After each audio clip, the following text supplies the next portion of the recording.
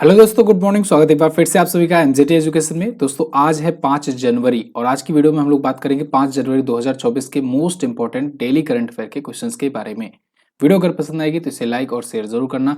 Channel पर अगर नए आए हो चैनल को सब्सक्राइब करके बेल आइकन जरूर प्रेस करना, जिससे आने वाली वीडियो का नोटिफिकेशन आप तक पहुंचता रहे। तो रोजाना की तरह शुरू करने से पहले कल का करंट अफेयर हम लोग रिवाइज करेंगे। कल हम लोगों ने पढ़ा था यूपी का पहला फ्लोटिंग रेस्टोरेंट प्रयागराज में खोला गया है। पीएम विश्वकर्मा योजना लागू करने वाला पहला केंद्र शासित प्रदेश बन गया है जम्मू एंड कश्मीर। और अभी हाल ही में पानी की अहमियत समझाने के लिए दुनिया का पहला वाटर यूनिवर्सिटी या कहें जल विश्वविद्यालय खोला जा रहा है हमीरपुर उत्तर प्रदेश में। राजस्थान की एक योजना थी चिरंजीवी स्वास्थ्य बीमा योजना, इसको आयुष्मान भारत योजना में मर्ज कर दिया गया है। ISCC प्लस प्रमाणन या कहें सर्टिफिकेशन प्राप्त करने वाली भारत की पहली कंपनी बन गई है रिलायंस इंडस्ट्रीज।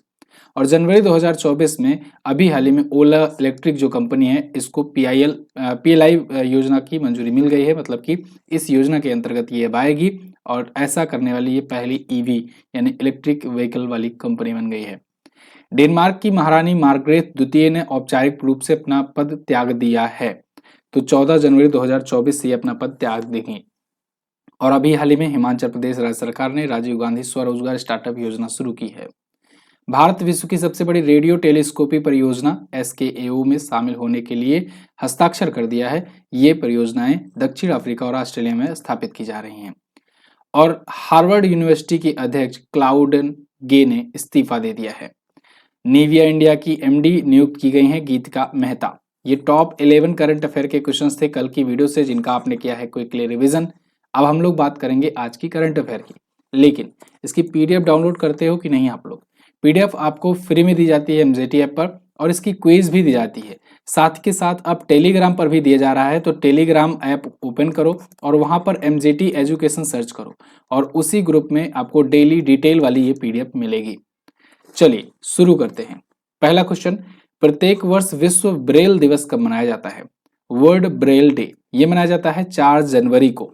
तो 4 जनवरी को ब्रेल दिवस मनाया जाता है। ब्रेल क्या है? ब्रेल एक लिपि है, लिपि लिखने का तरीका, लिखने पढ़ने का एक तरीका है, लिपि है ब्रेल। और ये किसके लिखने पढ़ने का तरीका है? जो दृष्टिबाधित होते हैं, जिनको देखने में दिक्कत होती है, ऐसे दृष्टिबाधित पर्सन के लिए लिखने पढ़ने की जो लिपि होती है उसे कहते हैं ब्रेल लिपि। और ब्रेल लिपि के जो जनक थे उनका नाम था लुई ब्रेल। लुई ब्रेल की ही जयंती के अवसर पर यह दिवस मनाया जाता है। तो लुई ब्रेल या कहीं कहीं लुईस ब्रेल दिखेगा। लुईस ब्रेल की ब्रेल लिपि जो खोजी गई थी इनके द्वारा, उसी के थ्रू 6 डॉट्स होते हैं। देखो क्या होता है ना, 6 डॉट्स होते हैं और 6 डॉट्स के माध्यम से अक्षर लिखे जाते हैं और उन्हीं को टच कर करके जो दृष्टिबाधित होते हैं वो पढ़ते हैं। विश्व ब्रेल दिवस इसीलिए 4 जनवरी को मनाया जाता है। कब से मनाया जाता है? 2019 से। 2018 में UNGA में इसका प्रस्ताव लाया गया था और मंजूरी मिलने के बाद 2019 से ये पहली बार मनाया गया। इस बार की थीम है empowering through inclusion and delivery. Okay अच्छा दोस्तों, मंथली करंट अफेयर का पार्ट 2 आ चुका है। बहुत सारे लोग इसके बारे में जान नहीं पाते हैं और क्योंकि वो लंबी वीडियो होती है और उसको यूट्यूब रिकमेंड कम करता है। तो पार्ट 2 आ चुका है मंथली करंट अफेयर का। आप लोग चैनल पर जाइएगा, जाकर के देख लीजिएगा। वीडियो वाले ही सेक्शन में जाकर देखना, लाइव वाले में नहीं, वीडियो वाले सेक्शन में। ठीक है, चलिए। और अभी तक 2 महत्वपूर्ण दिवस आए हैं। 1 जनवरी को DRDO स्थापना दिवस मनाया गया था और 4 जनवरी को विश्व ब्रेल दिवस मनाया गया। आगे बढ़ते हैं। अगला क्वेश्चन मोस्ट इंपॉर्टेंट, 2024 में ब्रिक्स की अध्यक्षता कौन सा देश करेगा? तो देखो दोस्तों, पहले क्या होता था ना, ये ऐसे चलता था सीरियल वाइज, जैसे जैसे लिखा हुआ है उस हिसाब से रोटेशन वाइज चला करता था।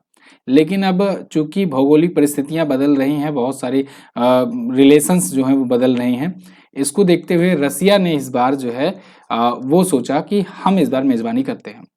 क्यों? क्योंकि रसिया पर चारों तरफ से सैंक्शंस भी लगे हुए हैं, तो ऐसे में उसको भाई इकोनॉमिक लॉस तो हुआ ही है।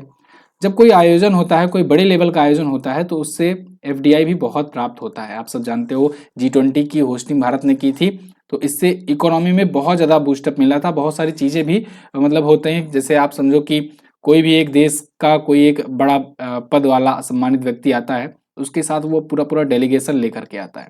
अब वो डेलीगेशन आएंगे, कुछ दिन रुकेंगे, ठहरेंगे, तो एक छोटे से छोटे ठेले वाले से लेकर एक बड़े से बड़े होटल वाले तक का लाभ होता है। तो ऐसे में आयोजन बहुत बड़ा इम्पैक्ट पड़ता है। रसिया जो है इस इकोनॉमिक अपने लॉस के टाइम पर मेजबानी अपने तरफ ले लिया है। 2024 की ब्रिक्स की मेजबानी व्लादिमीर पुतिन ने घोषणा कर दी है कि वो करेंगे। तो 1 जनवरी 2024 से इन्होंने अध्यक्षता अपनी शुरू भी कर दी है।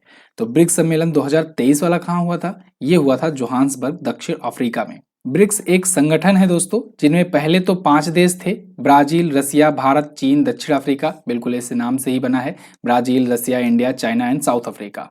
एक्चुअली में 2006 में जब स्थापित हुआ था तब केवल ब्रिक था, ठीक है ना। ब्राजील, रसिया, इंडिया और चाइना ही था। साउथ अफ्रीका जुड़ा 2010 में, ये बात ध्यान रखना, 2010 में साउथ अफ्रीका जुड़ा, उसके बाद ब्रिक्स कहलाया। लेकिन अगर पूछा जाए पहली समिट कब हुई थी, तो पहली समिट जो है ये हुई थी 2009 में। कब हुई थी? 2009 में हुई थी, और रसिया ने ही मेजबानी की थी फर्स्ट मीटिंग की। जोहान्सबर्ग दक्षिण अफ्रीका में लास्ट वाला हुआ था, और अब 1 जनवरी से अध्यक्षता ग्रहण कर दिए हैं रूस। तो मतलब साल भर ये अध्यक्ष रहेंगे, और इसकी समिट जो है वो डिसाइड की जाएगी कब आयोजित की जानी है। क्लियर है? समझ में आया सब? अच्छा, एक और अपडेट, 5 नए देश इसमें शामिल हो रहे हैं। एक्चुअली 6 हो रहे थे, लेकिन अर्जेंटीना ने अपने आप को वापस कर लिया। अर्जेंटीना जो है इसने क्या किया, अपने आप को वापस ले लिया।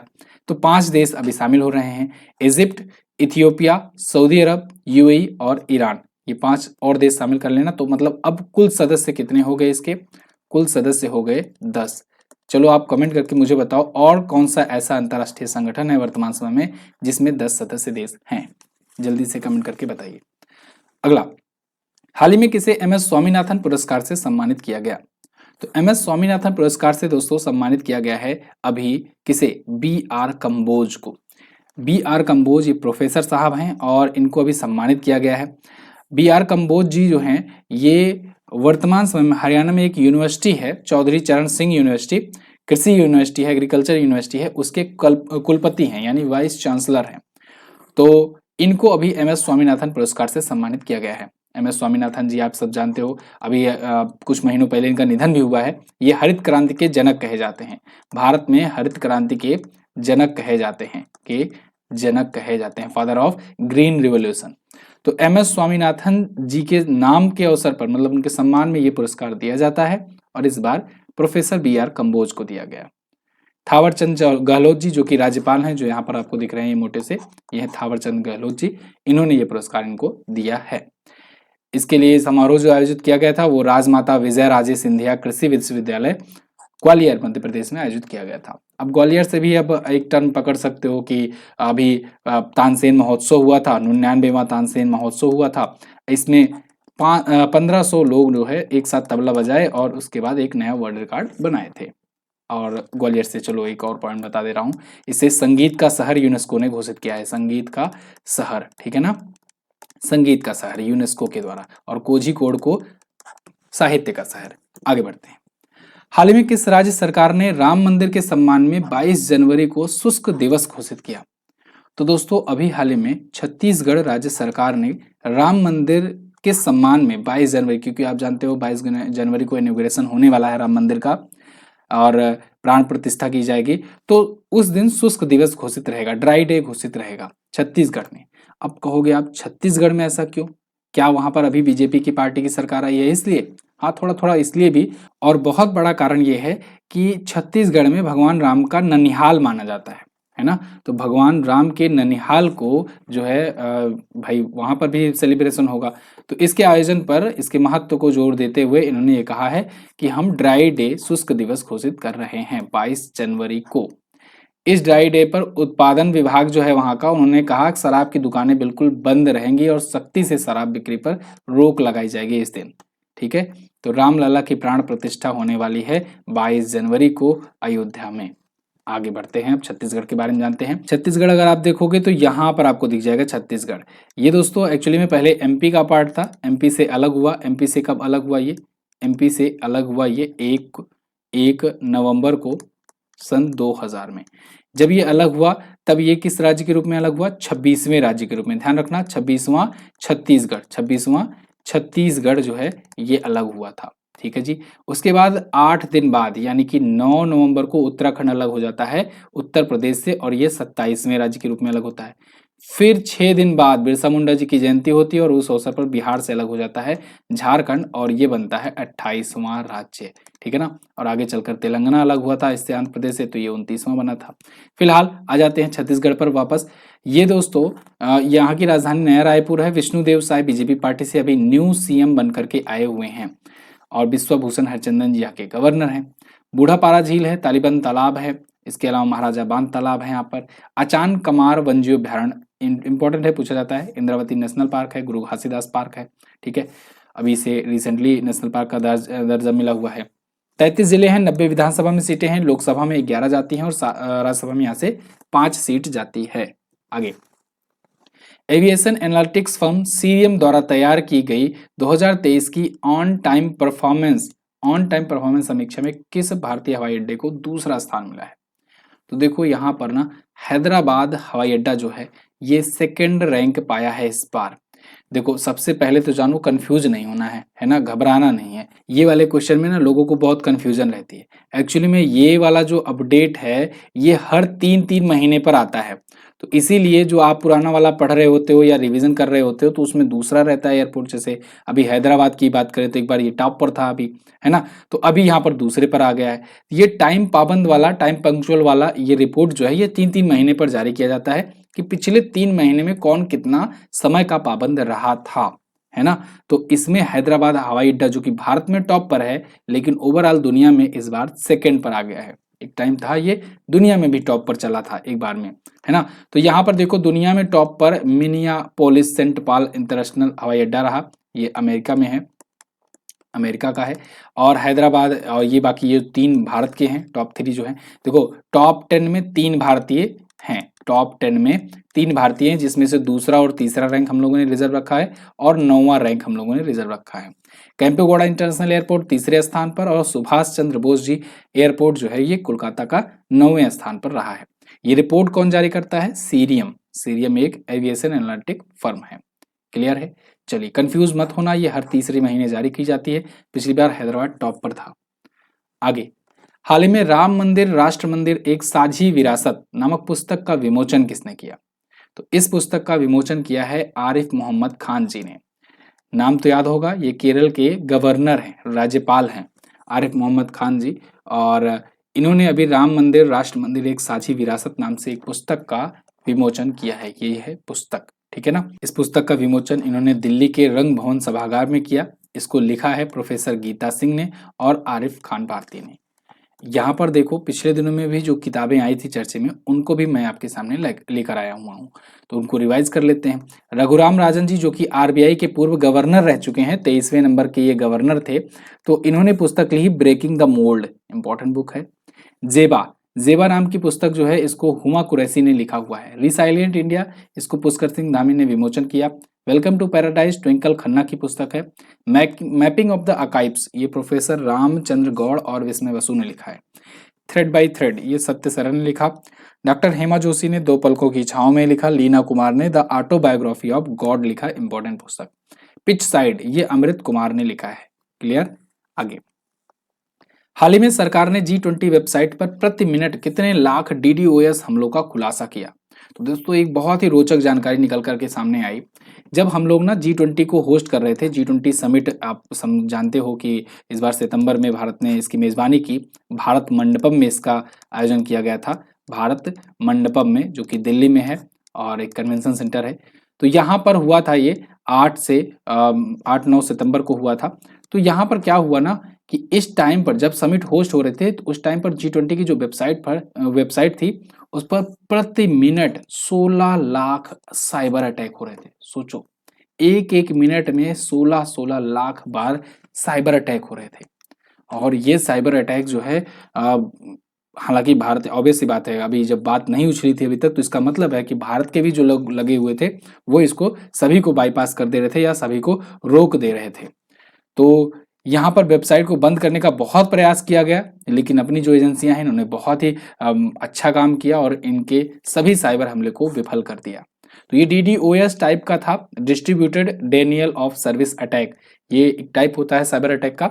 इस टाइप का साइबर अटैक कर रहे थे, मतलब लाखों अटैक एक मिनट में, 16 लाख साइबर अटैक्स हो रहे थे। वेबसाइट को बंद करने के लिए, जिससे बेइज्जती हो जाए। लेकिन उल्टा G20 शिखर सम्मेलन में आपने देखा कितना अच्छे तरीके से अपन लोगों ने होस्ट किया था कि पूरी दुनिया भर में सभी लोग जो है इसकी प्रशंसा कर रहे थे। फिलहाल G20 के बारे में अगर बात करें तो ये ग्रुप ऑफ 20 का एक समिट होता है और इस बार खास बात क्या रहा, इस बार अफ्रीकन यूनियन को जोड़ा गया है। ये बात याद रखना, आने वाले एग्जाम में पूछा जाएगा। अफ्रीकन यूनियन इस बार जुड़ा हुआ है, तो अब हो गया है G21, ठीक है ना। G20 था, अब हो गया G21। G20 शिखर सम्मेलन का जो अगला शिखर सम्मेलन होगा 2024 वाला, या कहें G21 जो होगा अगले बार वाला, इस साल वाला, वो होगा ब्राजील में। ब्राजील इसकी मेजबानी करेगा, ठीक है ना। आगे बढ़ते हैं।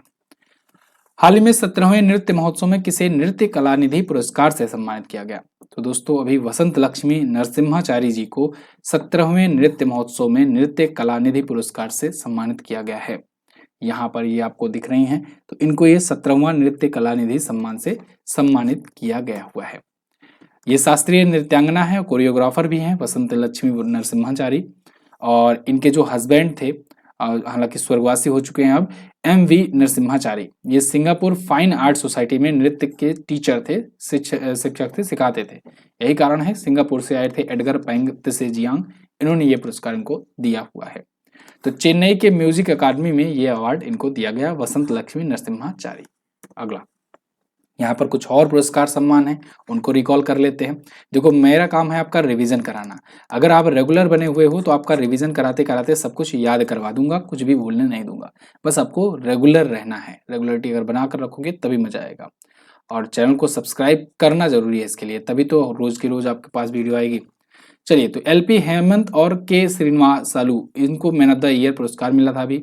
अली अबू अवाद और डेनियल बोरेनबोइम, इनको इंदिरा गांधी शांति पुरस्कार 2023 के लिए मिला। कल की मंथली करंट अफेयर की वीडियो जरूर देखिएगा, उसमें भी ये सब चीजें डिस्कस की गई है। डॉक्टर हेमचंद्र रवि कुमार को कर्मवीर चक्र पदक मिला है। मीरा चंद को सिंगापुर का सर्वोच्च कला पुरस्कार मिला है। PR लाल तंबिका को सर्वोच्च नागरिक फ्रांसीसी पुरस्कार मिला। सफीना हुसैन शिक्षा के लिए वाइज पुरस्कार पाई हैं। पॉल लिंच को 2023 का बुकर पुरस्कार मिला है, मोस्ट इंपॉर्टेंट। दीप्ति बबुता को पंजाबी साहित्य के लिए धाना पुरस्कार मिला। रयान रेनॉल्ड्स को ऑर्डर ऑफ ब्रिटिश कोलंबिया मिला। और बीना अग्रवाल और डेविड बार्किन को केनेथ फील्डिंग पुरस्कार मिला हुआ है। आगे, हाल ही में किसे विदेश मंत्रालय का नया प्रवक्ता नियुक्त किया गया? तो फॉरेन मिनिस्ट्री का, या कहें मिनिस्ट्री ऑफ एक्सटर्नल अफेयर्स के नए प्रवक्ता, नए स्पोक पर्सन नियुक्त किए गए हैं दोस्तों। कौन? रणधीर जायसवाल। ये आए हैं अरिंदम बागची की जगह पर। अरिंदम बागची आपको पता होगा अभी नियुक्त किए गए थे दूसरे स्थान पर, ठीक है। यहाँ पर देखो ये लास्ट नाम अरिंदम बागची का नजर आ रहा है, और यहाँ पर अरिंदम बागची भी नजर आ रहे हैं। तो इन्होंने अपना प्रभार सौंप दिया है इन भाई साहब को, जो कि हैं रणधीर जायसवाल, ठीक है। तो अरिंदम बागची कहाँ गए? आपको अगर याद हो तो अक्टूबर में मैंने क्वेश्चन बताया था करंट अफेयर में, ये जिनेवा में संयुक्त राष्ट्र और अन्य अंतर्राष्ट्रीय संगठनों में भारत के स्थायी प्रतिनिधि होंगे, तो ये भी ध्यान रखिएगा, ठीक है ना। अगर UNO में पूछा जाए, यूनाइटेड नेशन ऑर्गेनाइजेशन में, उसमें भारत के स्थायी प्रतिनिधि कौन है, तो आप रुचिरा कंबोज का नाम लेंगे, रुचिरा कंबोज का नाम लेंगे। अब इसमें भी लोग कंफ्यूज होते हैं, है ना। जब ये मैंने बताया था तो कुछ लोग कंफ्यूज हो रहे थे कि रुचिरा कंबोज की जगह पर आई है क्या। नहीं, यहाँ पर जिनेवा में जो संयुक्त राष्ट्र के बहुत सारे संगठन हैं उनमें भारत के ये प्रतिनिधि हैं, अरिंदम बागची, ठीक है ना। और ये यूएनओ जो न्यूयॉर्क में है वहां पर। आगे, जनवरी 2024 में अडानी पोर्ट्स के नए MD कौन बनाए गए, मैनेजिंग डायरेक्टर कौन बनाए गए?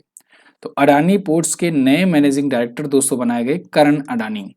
अब समय आ गया है विरासत को आगे कंटिन्यू करने का। तो यहाँ पर करण अडानी जो हैं ये नए MD बनाए गए हैं। अभी तक CEO के पद पर थे, इनको मैनेजिंग डायरेक्टर बनाया गया है। CEO को अश्वनी गुप्ता को बनाया गया है, ठीक है। अच्छा, करण अडानी किसकी जगह पर आए हैं? ये आए हैं गौतम अडानी की जगह पर। गौतम अडानी अभी तक मैनेजिंग डायरेक्टर थे, लेकिन अब इन्होंने करण अडानी को नियुक्त किया है। गौतम अडानी अब क्या रहेंगे? ये कार्यकारी अध्यक्ष रहेंगे, एग्जीक्यूटिव डायरेक्टर के रूप में काम करेंगे, प्रेसिडेंट के रूप में काम करेंगे। तो ये जो APSEZ कहा जाता है, या अडानी पोर्ट्स हम लोग शॉर्ट फॉर्म में कर देते हैं, लेकिन पूरा नाम है Adani ports and special economic zone limited. तो ये इसके होंगे MD और अश्वनी गुप्ता होंगे CEO। क्लियर है ना? ओके, तो ये थी टॉप 10 आज के करंट अफेयर के क्वेश्चंस। ऐसी डिटेल कंटेंट जो है आप हमारे ब्रह्मास्त्र पुस्तक में प्राप्त कर सकते हो। ये पुस्तक जो है आपको अमेजन पर मिलेगी, सिर्फ और सिर्फ अमेजन पर मिलेगी, तो आप जाकर के वहां से परचेज कर सकते हो। खूबी क्या है इसमें? खूबी ये है कि इसमें अध्यायवार प्रश्न है, प्रश्नोत्तर माध्यम में यहाँ पर क्वेश्चन ये पूरा बुक है, और वन लाइनर नहीं दिया गया है। मतलब कुल मिलाकर के ये समझो कि वन लाइनर के रूप में बेवकूफ़ नहीं बनाया गया है। होता क्या है, आप लोग 80-90 रुपए के चक्कर में वन लाइनर ले लेते हो और उसके बाद अपने एग्जाम में आने वाले 8 से 10 क्वेश्चन बर्बाद करके चले आते हो। बाद में आने के बाद कहते हो करंट अफेयर पता नहीं कहाँ से पूछा गया। तो भाई साहब, जब तक डिटेल में नहीं पढ़ोगे तब तक नहीं आएगा समझ में कि कहाँ से पूछा जा रहा है। तो आपको डिटेल में पढ़ना जरूरी है। आपको ना ये जो डिटेल्स होती है जो बीच बीच में दी गई रहती है, यहाँ से आजकल क्वेश्चन बन रहे हैं, तो इन क्वेश्चंस को आपको अच्छे से पढ़ करके जाना होगा। इसीलिए ये डिटेल करंट अफेयर पढ़िए। 264 पेज की ये करंट अफेयर की बुक है, और इतनी मोटी बुक शायद मुझे नहीं लगता कोई लॉन्च किया हुआ होगा। 264 पेजेस की है, और इसमें हर एक चीज डिटेल एक्सप्लेनेशन के साथ है, बहुत ही शानदार तरीके से। और इस प्रकार से इसको बहुत ही आसान भाषा में लिखा गया है कि सिर्फ आपको एक बार पढ़ते जाना है। एक बार अगर मन से अगर पढ़ते चले गए ध्यान लगा करके, तो दोबारा पढ़ना नहीं पड़ेगा। और क्वेश्चन बाय क्वेश्चन जब है तो टारगेट बना करके आप पढ़ सकते हो, एक चैप्टर का टारगेट बना करके। खास बात यहाँ पर राष्ट्रीय घटनाएं अंतर्राष्ट्रीय घटनाएं की ये है कि राष्ट्रीय घटनाएं राज्यवार हैं। मतलब जैसे यूपी है तो यूपी का साल भर का क्वेश्चन एक जगह पर, बिहार है तो बिहार का साल भर का क्वेश्चन एक जगह पर। इससे फायदा ये होता है कि जैसे आप यूपी स्पेशल के पे बहुत सारे एग्जाम लगे हुए हैं, उनकी तैयारी कर रहे हो, तो यूपी के सारे क्वेश्चन साल भर के एक ही जगह पर मिल जाएंगे आपको, तो आपको कोई टेंशन ही नहीं रहेगी, है ना। ऐसे बिहार के एग्जाम लगे हैं तो बिहार के सारे क्वेश्चन एक जगह, ऐसे सभी राज्यों के हैं, है ना। मतलब 2 राज्य का मैं तो एग्जाम्पल दे रहा हूँ। ऐसे ही अंतर्राष्ट्रीय घटनाओं में देशों के साथ किया गया है। तो देशवार भी करंट अफेयर है। मतलब अमेरिका है तो अमेरिका के साल भर के सारे क्वेश्चन एक ही जगह पर, है ना। ऐसे ही पुरस्कार सम्मान खेल खिलाड़ी, मतलब बहुत ही यूनिक तरीके से यहाँ पर मैंने कुछ पुस्तक डिजाइन की हुई है, और यही कारण है कि यहाँ पर 4.9 आउट ऑफ 5 स्टार की रेटिंग चल रही है। और रिव्यूज जो है ना, आप पढ़ करके आपका दिल खुश हो जाएगा। तो आप इसको अभी ऑर्डर कर सकते हैं अमेजोन से, अमेजोन पर ही अवेलेबल है, वहां से ही आप ऑर्डर कर सकते हैं। इंग्लिश वाले स्टूडेंट जो हैं वो कोरियर करवा सकते हैं, वो व्हाट्सएप करिएगा और उनको कोरियर कर दिया जाएगा 7235939467 पर। बहुत सारे लोगों को कोरियर कराया गया है। अच्छा, पिछले 2-3 दिनों में ना क्या हुआ था कि यहाँ पर बहुत ज़्यादा स्ट्राइक थी, आप सब जानते हो, बताने की जरूरत नहीं है। तो स्ट्राइक की वजह से कुछ कोरियर डिले हुए हैं, तो थोड़ा सा पेशेंस बनाकर रखिए, आप तक भी पहुंचेगा जो लोग इंग्लिश वाले ऑर्डर किए थे। और क्योंकि ये डिले हुआ था, ये समझ लो कि अपना तो कारण था नहीं, ये पूरा ट्रांसपोर्ट सिस्टम जाम था, तो आप तक पहुंचेगा। बाकी लोग जिनको चाहिए इंग्लिश में प्रिंट आउट फोटोकॉपी माध्यम में, वो यहाँ से ले सकते हैं इस नंबर पर व्हाट्सएप करके। चलिए अब बात करते हैं लास्ट डे के क्वेश्चन की। कल मैंने आपसे पूछा था शतरंज की पहली महिला भारतीय ग्रैंड मास्टर कौन थे, तो ये एस विजयलक्ष्मी बनी थी, 2001 में बनी थी। डीआरडीओ की स्थापना 1958 में 1 जनवरी को की गई थी। आज आपको क्या बताना है, महारानी मार्गरेट द्वितीय के पदत्याग के बाद डेनमार्क के नए राजा कौन बनेंगे। कल ही मैंने इसके बारे में डिटेल में चर्चा की थी। दूसरा, राजस्थान की चिरंजीवी योजना को आयुष्मान भारत योजना में विलय कर दिया गया है, ठीक बात है। इसके अंतर्गत कितनी मुफ्त स्वास्थ्य बीमा कवरेज दी जाती है, ऐसे ही क्वेश्चन पूछा जाता है एग्जाम में, ऐसे ही बिल्कुल, ठीक है ना। तो ऊपर ऊपर से अगर वन लाइनर पढ़ के जाओगे ना भैया, कुछ नहीं पता रहेगा। मर्ज किया गया अच्छी बात है, लेकिन मर्ज के तहत कितने मुफ्त सेवा बीमा कवरेज दी जाती है ये भी आपको पता होना चाहिए, और ये क्वेश्चन पूछा जा सकता है, बताइएगा जरूर, बहुत अच्छा क्वेश्चन है। इसी के साथ मैं एंड करता हूँ आज की वीडियो। क्विज पीडीएफ आपको मिलेगी एनजेटी ऐप पर, पीडीएफ आपको टेलीग्राम पर भी भेजी जा रही है, तो टेलीग्राम भी ज्वाइन करके रखो। पुस्तक अपनी ऑर्डर कर सकते हो, लिंक डिस्क्रिप्शन में है। मैं मिलूंगा कल की वीडियो में, तब तक के लिए नमस्कार, जय हिंद, वंदे मातरम।